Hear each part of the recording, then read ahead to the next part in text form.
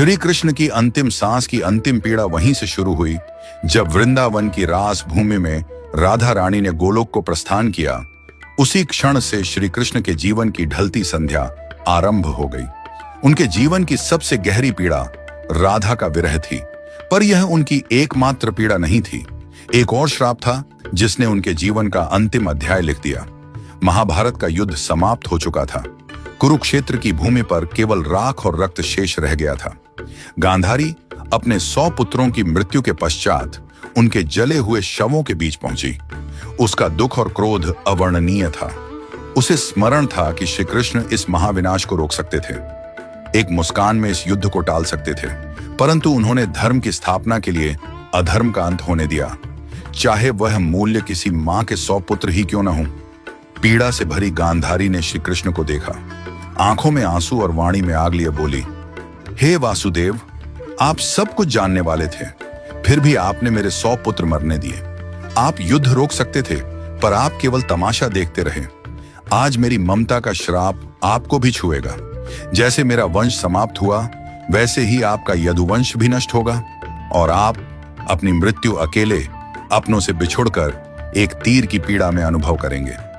श्री कृष्ण ने गांधारी का श्राप शांत मन से स्वीकार किया, क्योंकि वह जानते थे यह भी उसी लीला का भाग है। जिस न्याय को वह लेकर आए थे, उसी न्याय की अग्नि अब उनके अपने कुल को भस्म करेगी।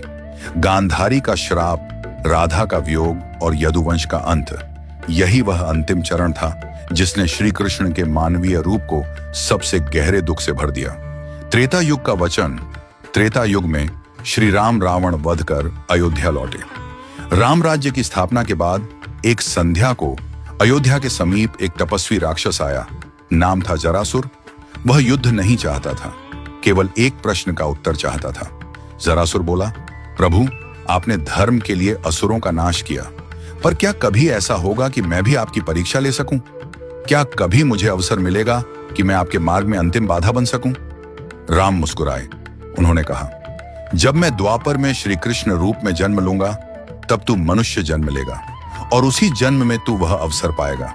तेरे ही हाथों मेरी लीला का अंत होगा। यह मेरा वचन है। जरासुर ने प्रणाम किया। उसे पता नहीं था कि यह वचन युगों बाद एक महान रहस्य का कारण बनेगा। यदुवंश का अंत और अंतिम विरह। समय बदला। द्वापर युग में यह वचन पूरा होने का समय आया। यदुवंश आपसी कलह से नष्ट हो गया। द्वारका उजड़ गई। सब कुछ समाप्त हो चुका था। न सुदर्शन उनके हाथों में रहा, न अर्जुन पास थे, न बलराम, न सुदामा और न ही राधा। अब श्री कृष्ण पूर्णतः अकेले थे। द्वारका से दूर एक शांत वन में एक पीपल के पेड़ के नीचे वे बैठ गए। कंधे पर वही बांसुरी थी जो कभी राधा के लिए बजती थी। उन्होंने आंखें बंद की। बांसुरी से राधा के नाम का स्वर फूटने लगा। सुरों में वेदना थी, तड़प थी। राधा गोलोक में बैठी थी। जैसे ही यह स्वर वहां पहुंचा, राधा की आंखों से आंसू बहने लगे। उन्होंने देखा, कृष्ण अकेले हैं। प्रेम का वह ब्रह्म स्वरूप जो संसार को मोह से मुक्त करता है, आज स्वयं विरह में डूबा है। राधा ने हाथ बढ़ाया, पर छू नहीं पाई। गोलोक की रानी भी इस क्षण असहाय हो गई। राधा बोली, प्रभु, अब बस कीजिए, मुझे लौट आने दीजिए। मैं आपकी बांसुरी की धुन बनकर बहूंगी। पर यह अकेलापन सहा नहीं जाता। पर श्री कृष्ण मौन थे। सुर थमते गए। शाम उतर आई। पीपल का पेड़ जो वर्षों से साक्षी था, आज कृष्ण की अंतिम सांस का गवाह बनने जा रहा था। कृष्ण का मन जीवन भर का बोझ याद कर रहा था। जन्म जेल में, मां का स्पर्श भी अधूरा, बचपन राक्षसों के भय में, प्रेम मिला तो साथ नहीं निभा सका। हर अपना युद्ध में खो दिया। धर्म बचाया, पर अपना ही कुल नहीं बचा पाया। सारा जीवन दूसरों को सुख दिया, पर अपने हिस्से में केवल विरह और अकेलापन आया।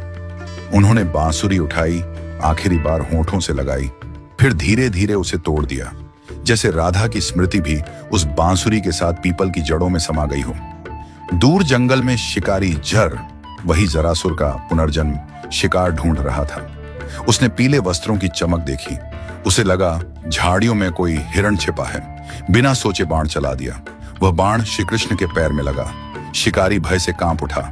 प्रभु, मुझसे बड़ा अपराध हो गया। श्री कृष्ण ने शांत स्वर में कहा, उठो जर, तुमने अपना कर्म किया। ये मेरा समय था, तुम केवल निमित्त बने हो। जर रो पड़ा। श्री कृष्ण ने आंखें बंद की। अंतिम श्वास के साथ होंठों से केवल एक शब्द निकला, राधे राधे, और श्री कृष्ण ने अपना नश्वर शरीर त्याग दिया। उनकी लीला पूर्ण हुई।